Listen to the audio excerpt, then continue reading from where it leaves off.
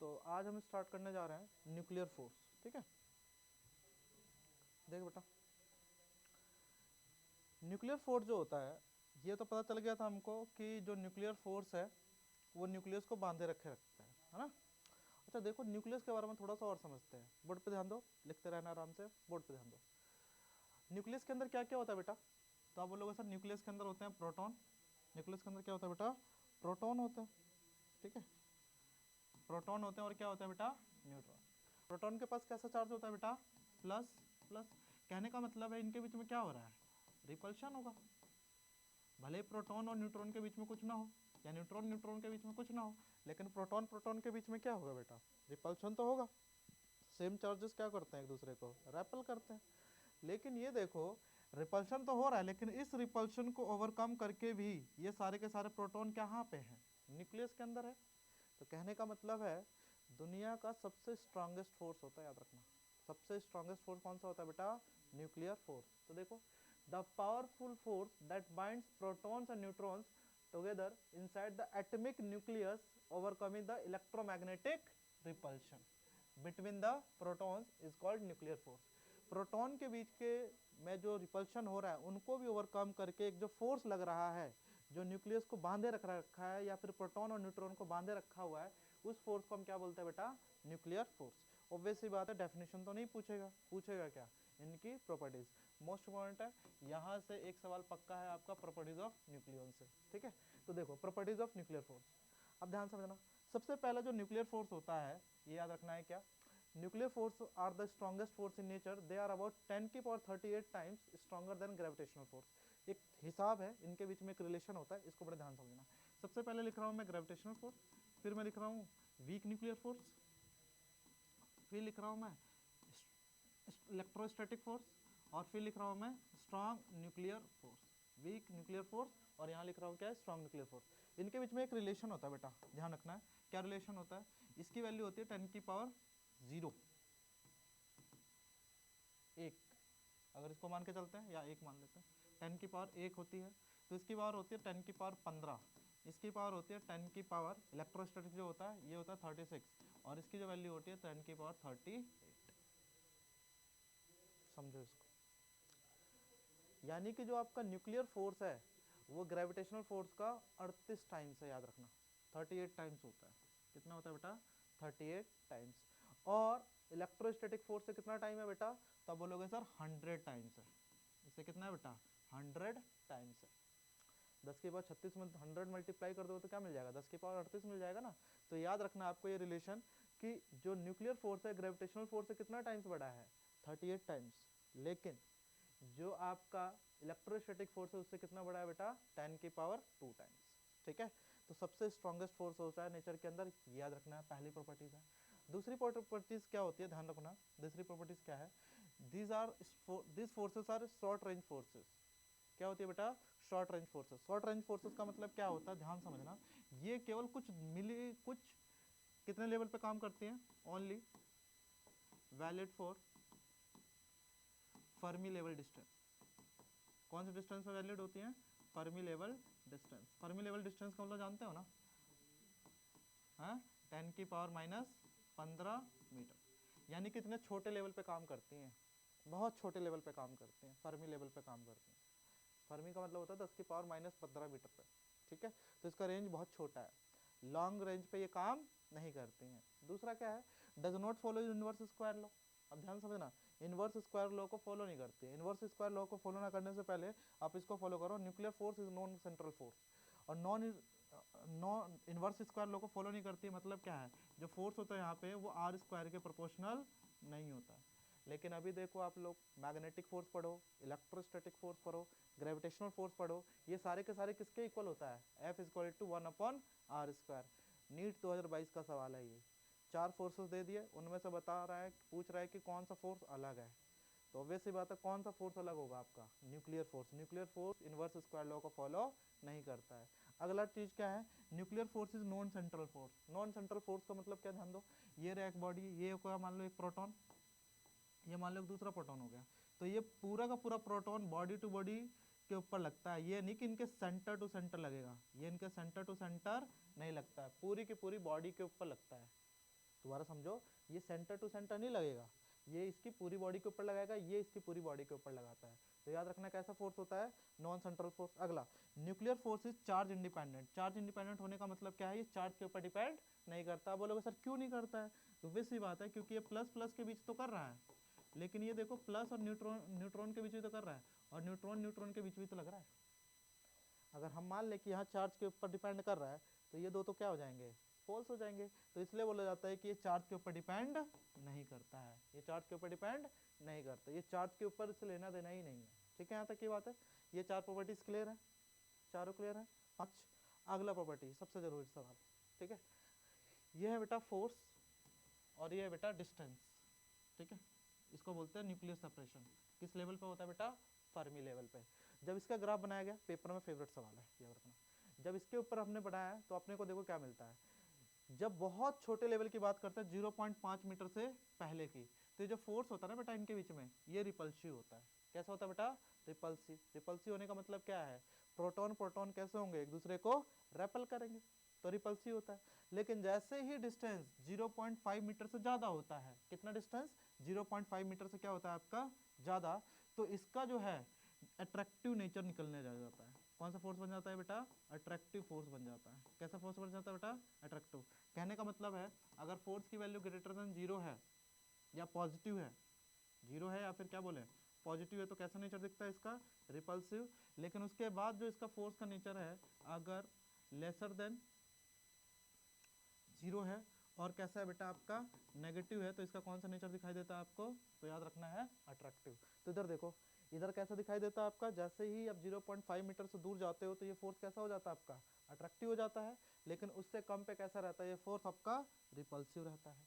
यहाँ तक की बात समझ में, 0.5 मीटर से इस पे कम पे क्या रहेगा डिस्टेंस, कैसा रहेगा फोर्स, रिपल्सिव।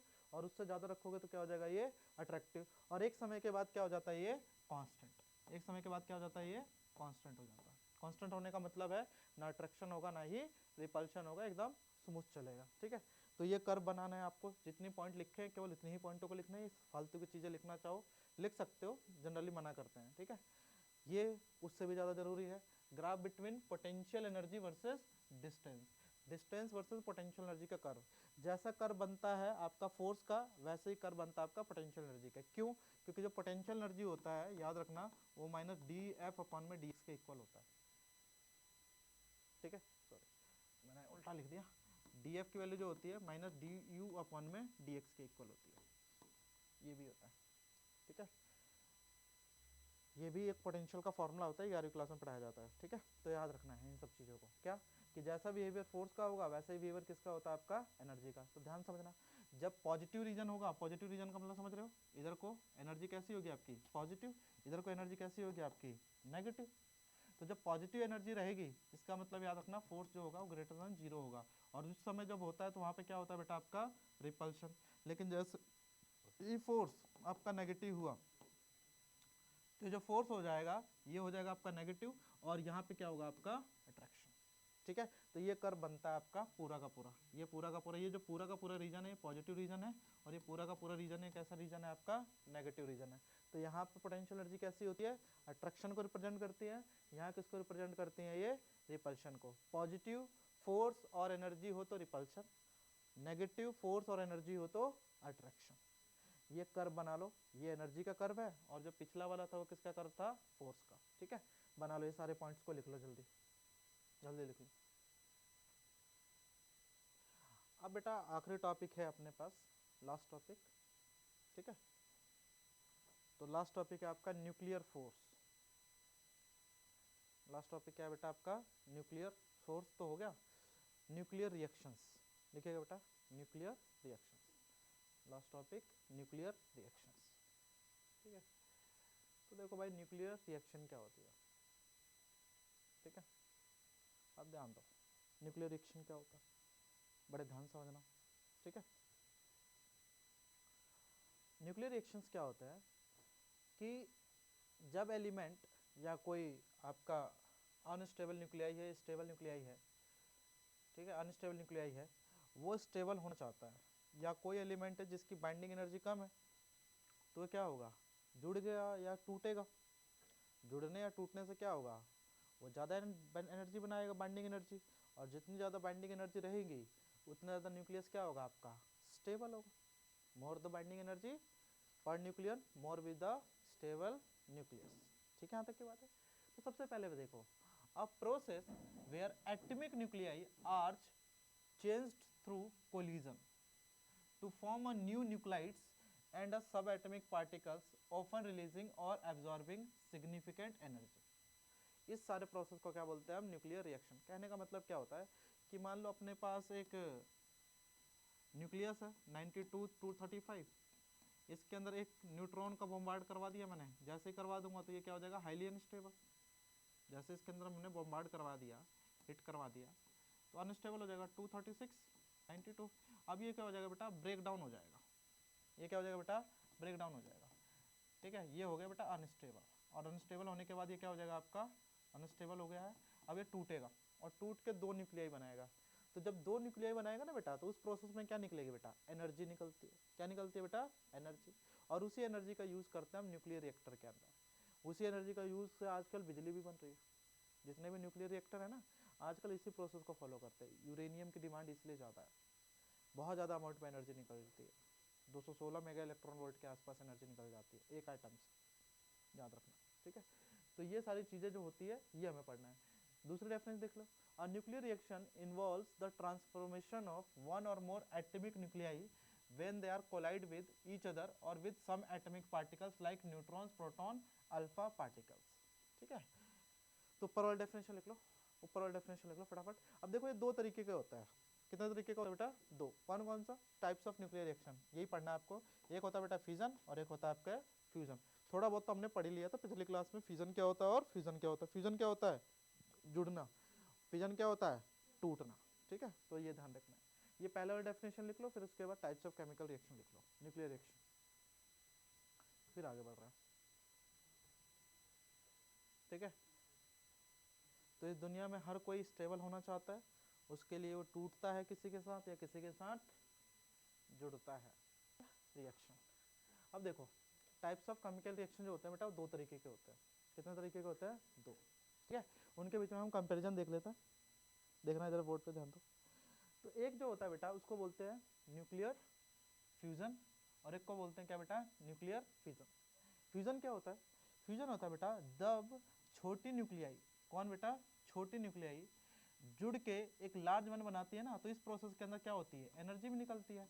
तो इस प्रोसेस को क्या बोलते हैं बेटा, न्यूक्लियर फ्यूजन। वैसे न्यूक्लियर फ्यूजन कराना बहुत आसान नहीं है, बहुत रेयर है, अर्थ के ऊपर अब तक हुआ भी नहीं है प्रैक्टिकली बोले तो। ये एक्चुअल में जो एनर्जी बनने का सोर्स है, ये जनरली सन के अंदर जो एनर्जी का सोर्स है वो न्यूक्लियर फ्यूजन है। इसके अंदर क्या होता है, छोटे जो न्यूक्लियाई होते हैं हाइड्रोजन और हीलियम एक दूसरे से कंबाइन होते हैं, और कंबाइन होकर आपका बिगर न्यूक्लियस बनता है, और उस प्रोसेस के अंदर बहुत सारी अमाउंट में हीट निकलती है। क्यों प्रोसेस पॉसिबल नहीं अर्थ के ऊपर, क्योंकि इसके लिए टेम्परेचर चाहिए 10⁻6 केल्विन, इतना ज़्यादा टेम्परेचर चाहिए, और इतना टेम्परेचर अर्थ के ऊपर बना पाना बहुत मुश्किल है। 10⁻6 kg का मतलब समझ रहे हो आप लोग, कितनी पावर चाहिए, कितनी ज़्यादा टेम्परेचर चाहिए, तब जाकर ये हो पाएगा। इसलिए अर्थ के ऊपर ये वाला जो प्रोसेस है ये बहुत रेयर है, हो ही नहीं सकता है। अभी चाइना ने बनाया तो था आर्टिफिशियल सन। आर्टिफिशियल सन बनाने का मतलब क्या है, उसने क्या करवाया, न्यूक्लियर फ्यूजन करवाया। जो सन का मतलब है, ध्यान दो, सन का मतलब क्या है, फ्यूजन। उसके अंदर जो एनर्जी बनती है वो किसके थ्रू बनती है, फ्यूजन के थ्रू। ठीक है, इधर देख ले भाई।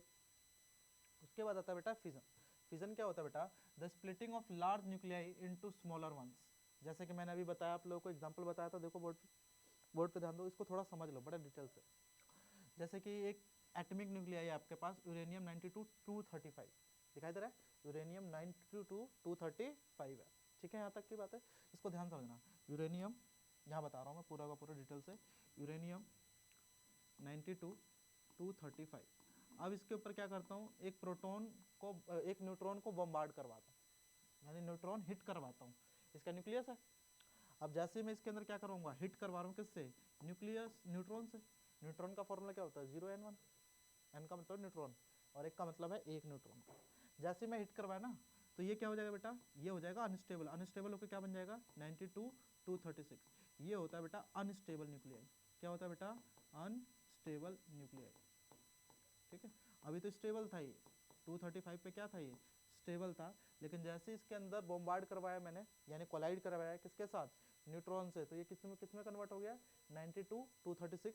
ये क्या है बेटा, अनस्टेबल। अब ये जो अनस्टेबल न्यूक्लियाई है ये बेटा टूटता है दो हिस्सों में। कितने हिस्सों में टूटता है, दो हिस्सों में। कौन कौन सा, एक टूटता है बेटा बेरियम 56 141, प्लस में क्या होता है क्रिप्टन 36 92, इनमें टूटता है। ठीक है, ये टूटता तो है ही, साथ में यहाँ से रिलीज होता है बेटा 3 प्रोटॉन 3 न्यूट्रॉन। कितने न्यूट्रॉन निकलते हैं बेटा, 3 न्यूट्रॉन। अब इसको अलग क्यों बना रहा हूँ, ध्यान समझना, 3 न्यूट्रॉन। कितने न्यूट्रॉन, 3 न्यूट्रॉन, इस तरीके से। अब ऐसे क्यों बनाया मैंने, इसके पीछे का लॉजिक समझो। अब ये जो 3 न्यूट्रॉन निकल गए ना, एक बार न्यूक्लियस को बस डिस्टर्ब करने की जरूरत थी, 3 न्यूक्लियस निकल गए, 3 न्यूट्रॉन निकले, एक न्यूट्रॉन को हिट करवाया मैंने, ये बना, इसके बनते ही कुछ एनर्जी भी निकली होगी इसके अंदर से, ये भी लिख लेते हैं, एनर्जी भी निकली है। ठीक है, और 3 न्यूट्रॉन निकले हैं। अब ये जो 3 न्यूट्रॉन है ना, ये जाकर 3 एटम को और न्यूट्रलाइज करेंगे, अनस्टेबल बनाएंगे। फिर वो 3 एटम के अंदर से और कितने निकलेंगे, हर एक से 3-3 न्यूट्रॉन और निकलेंगे। वो क्या करेंगे, बाकी के जितने एटम है न्यूक्लियस के, यूरेनियम के, उनको अनस्टेबल करेंगे। फिर वो टूटेगा अनस्टेबल होकर। फिर वो 3 जो हैं, उन्होंने कितने बनाए, 3-3 करते रहो, इतने बन गए फ्री न्यूट्रॉन। ये जाकर फिर से और यूरेनियम, तो एक बार करने की जरूरत है, बस एक बार इसको इन्फ्लुएंस, एक बार कहते नहीं है, कुछ लोग होते गुस्से वाले, उसको बस थोड़ी सी आग लगाने की जरूरत होती है, वही है ये। इसको बस थोड़ा सा आग लगा दो, ये बाकी अपने आप ही फटता रहेगा, एनर्जी निकलती रहेगी। ठीक है, तो इस तरीके का रिएक्शन होता है ये। इस रिएक्शन को क्या बोलते हैं बेटा, न्यूक्लियर फिजन। क्या बोलते हैं इसको, न्यूक्लियर फिजन। ठीक है, बना लो इसको फटाफट, बना लो। क्यू का मतलब होता है बेटा एनर्जी। क्यू का मतलब जब बनाए ना, तो इसका मतलब समझना एनर्जी होता है इसका मतलब। भी हो सकता है कि हो जाए, ट्रम्प भैया हैं अपने, लगे पड़े हैं कि न्यूक्लियर बॉम्ब। ठीक है, इधर से किम जोंग उन है, वो भी लगे पड़े हैं। तो भाई एक बार फोड़ के दिखा, फिर मैं इधर से फोड़ता हूँ। मोदी जी आराम से बैठे हुए हैं। ठीक है, it is all about diplomacy. चलो, तो देखो भाई, ये होता है न्यूक्लियर फिजन। ठीक है, डेफिनेशन लिखवा दिया मैंने। ठीक है, देखो फिजन के अंदर क्या होता है, देखो इधर यूरेनियम न्यूक्लियस है, 92 था, ये बनवा चुका हूँ मैं ऑलरेडी। ठीक है, एक न्यूट्रॉन को हमने बॉम्बार्ड करवाया, अनस्टेबल हो गया। अनस्टेबल होते ही क्या हुआ, बहुत ज़्यादा अमाउंट में एनर्जी निकली, और 2 क्या निकले आपके एटम बने, और यहाँ से कितने प्रोटॉन निकल, कितने न्यूट्रॉन निकल गए, 3। अब ये 3 क्या करेंगे, और 3 एटम को जाकर सेम टू सेम कांड करेंगे। एक के कारण सेम टू सेम दोबारा, दूसरे कारण भी यही होगा, तीसरे कारण भी यही होगा। ठीक है, तो दिख रहा है कितना हो रहा है, ये 3 को और करेगा, ये 3 एटम को और निपटाएगा, ये 3 को और निपटाएगा, ऐसा चलता रहेगा पूरा का पूरा काम। फिर ये जो 3 होंगे, ये कितने करेंगे, 3 3, जोड़ते रहो 3। ठीक है, तो ये पूरा प्रोसेस होता है करने का। ठीक है, दिखाई दे रहा है सारा का सारा, इस तरीके से सारा काम होता है। ठीक है, चलो, तो कुछ वैल्यू लिख लो, लिख लो, लिख लो, इसके बारे में लिख लो, ये पॉइंट लिख लो, बता रहा हूँ। देखो, लिखो, और न्यूक्लियस नोट करके लिखो, फिजन के अंदर, फिजन के अंदर nucleus, nucleus, nucleus with A is equal to 240,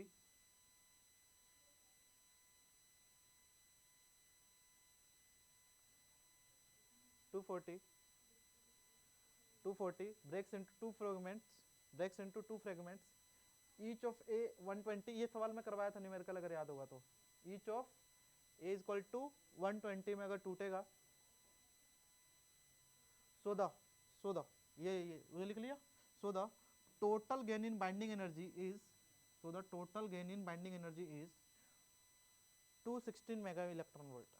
so the total gain in binding energy is 216 mega electron volt, underline कर लो, 216 मेगा इलेक्ट्रॉन वोल्ट।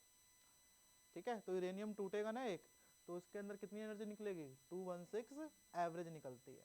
ठीक है, यहाँ तक की बात, एवरेज एनर्जी कितनी लगेगी, 216 मेगा इलेक्ट्रॉन वोल्ट। अगला लिख लो application, it is used in nuclear power plant, it is used in nuclear power plant, it is used in nuclear power plant, it is used in nuclear power plant to generate electricity through a controlled chain reaction. To generate electricity through a controlled chain reaction. Controlled chain reaction. Controlled chain reaction. Uncontrolled नहीं, reaction भी दो तरीके की होगी, एक होती है uncontrolled, एक होती है कंट्रोल्ड.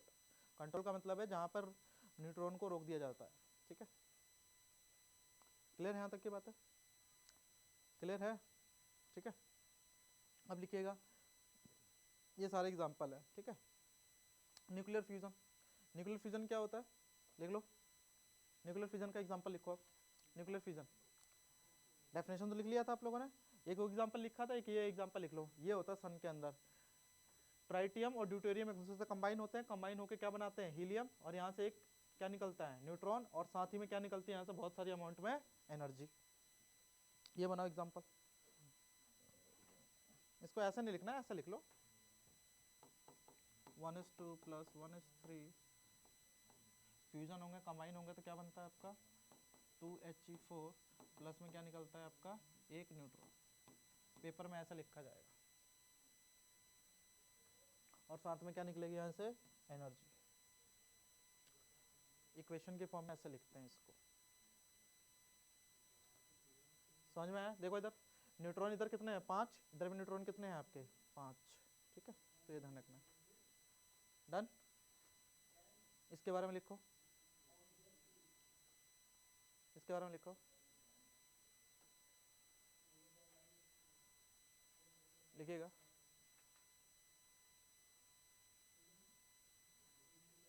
लिखो. This process begins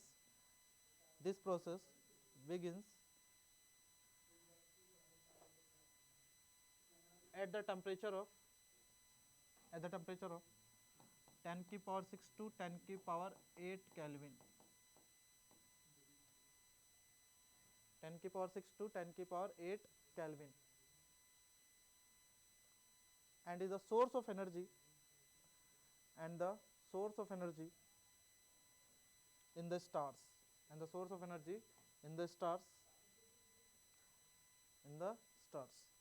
ठीक है, लिखो इसके बारे में. एप्लीकेशन लिख लो.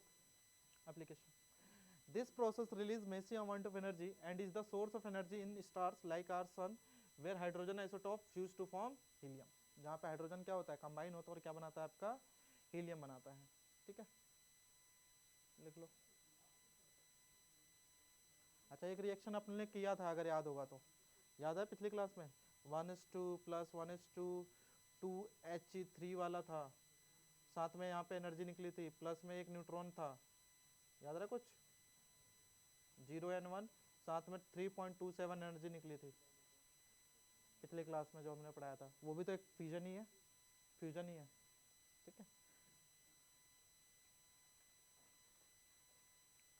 अब यहाँ पे इसलिए नहीं पढ़ा रहा, गामा पार्टिकल निकलेगा, एंटी न्यूट्रोनो निकलेगा, एंटी प्रोटॉन निकलेगा, ये सब नहीं पढ़ना है आपको. ठीक है, ये लिख लो, खत्म हो गया चैप्टर.